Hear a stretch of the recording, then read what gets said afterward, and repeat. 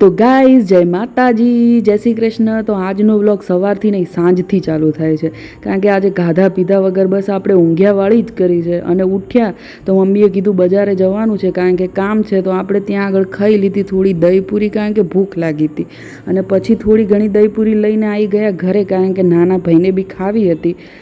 અને પછી આપણે કરવાનો હતો પ્રોગ્રામ પૌવા વઘારવાનો, કારણ કે બીજા કોઈને કશી ભૂખ નહોતી। તો પછી આપણે લાગી ગયા પૌવા વઘારવાના પ્રોગ્રામમાં। તો પછી પૌવા વઘારવા માટે આપણે મીઠો લીમડો, સિંગદાણા અને રાઈ જીરું નાખી દીધા બાફેલા બટેકા અને ફ્રોઝન વટાણા જે આપણે બજારમાંથી લઈને આવ્યા હતા એ નાખી અને થોડું મીઠું નાખી અને આપણે એને ચડવા દઈશું। ચડી જાય એટલે નાખી દો થોડી ડુંગળી, અને ડુંગળી નાખ્યા પછી મસ્ત મિક્સ કરી એમાં નાખી દો હળદર, ધાણા જીરું, મરચું અને થોડું વધારે મીઠું બી નાખી દેવાનું।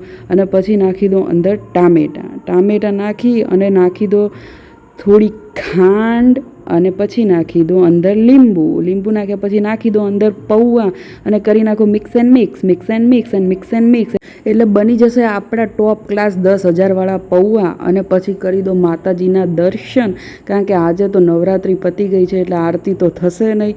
અને પછી આપણે ખાઈ લીધા પૌવા, અને મળી ગઈ હતી આપણા સોસાયટીના અતુલ કાકાની ચોકલેટ, એમનો બર્થડે હતો, અને કરી નાખ્યા ચપટી વગાડતા વાસણ, અને મમ્મીએ કરી દીધી પથારી।